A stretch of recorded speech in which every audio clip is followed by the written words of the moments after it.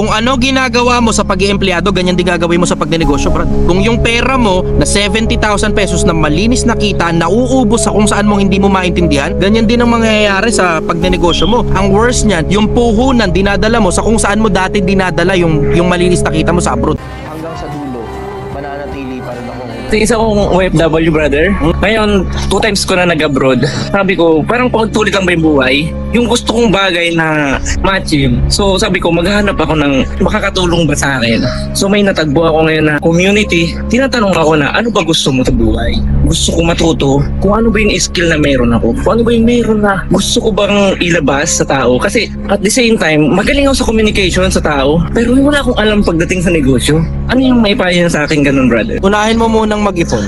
Sabi mo, ano kinalaman nun? Magbe-business ka, hindi naman ako mag-i-empleyado. Hindi ka magiging magaling na negosyante kung hindi ka marunong mag-ipon. Bakit? Tingnan mo, 20 years ka na sa ibang bansa. Hindi mo alam kung saan napupunta pera mo. Hindi mo rin alam kung paano nangyayari. Pagka wala kang financial management skill, brother, kahit ano pang simulan mong hanap buhay, ganyan at ganyan na mauulit na mangyayari sa'yo. Pumasok ka pa sa networking, puro payaman power yung mga yan. Yan yung ang tawag nila dyan, toxic positivity. Paano toxic positivity? Tingnan mo, positive ng positive kahit hindi practical. Alam mo, kailangan i-entertain mo rin yung mga negative, lalo na kapag ka-practical na. Pansinin mo yung mga bagay na negatibong nangyayari sa buhay mo. Tingnan mo, pansinin mo, nasobrahan na ng kaka-positive yung ibang mga networker, halos sira na ulo. Hindi sila kumikita, 2 taon na, 3 taon na, hindi sila kumikita. Umaasa pa rin sila, kikita sila galing doon sa networking nila. Yung sa akin, diretso, toxic positivity na yan, nasisira na ulo mo eh. Bakit? Wala ka man lang practicality na malaman kung bakit hindi ka kumikita. Kung ano ba nangyayari, marami ka namang napapajoy, nalalagas ang mga tao mo, tuloy-tuloy ka pa rin sa ginagawa mo, na akala mo yan ang means talaga para umalagwa buhay mo. Hindi mo nga man lang kinonsider na baka niloloko ka lang ng mga upline mo eh. Na yung mga upline mo pala binibihisan lang ng may-ari ng kumpanya kaya akala mo sobrang yaman nila.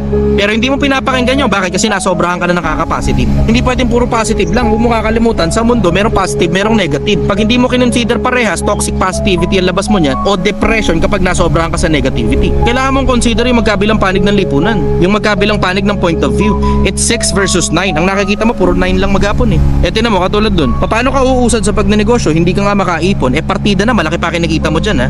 Kung dito sa Pilipinas, binebenta mo yung parehas sa serbisyo na binebenta mo dyan sa abroad, dito babarating ka lang. Nasa abroad ka na, malaki kinikita mo dyan, hindi ka makaipon. Ano ibig sabihin? Sabog ang financial management mo. Kung hindi ka makaipon sa malaking sweldo, lalong hindi ka makakaipon pag barya-barya lang ang kinikita mo galing sa simula pa lang na negosyo. Kailangan mo munang matutunan financial capability, brother. Financial management ka muna. Magkano sweldo mo dyan? Brother. 60 to 70k monthly.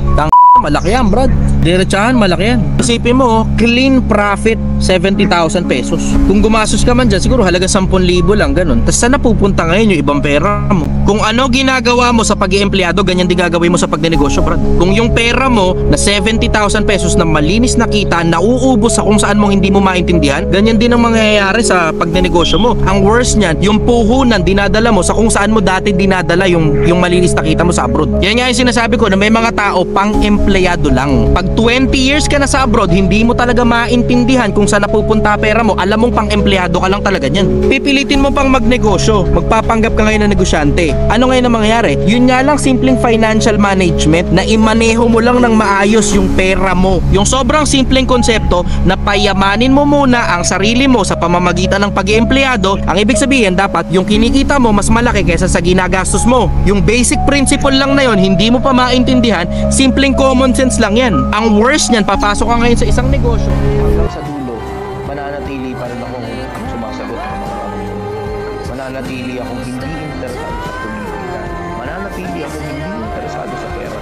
Mananatili akong hindi interesado sa kasikatan, sa kayamanan, sa kapangyarihan, sa katanyagan. Mananatili pa rin akong sumasagot sa mga tanong ninyo sa pag-ibig at sa pagmamahal sa akin.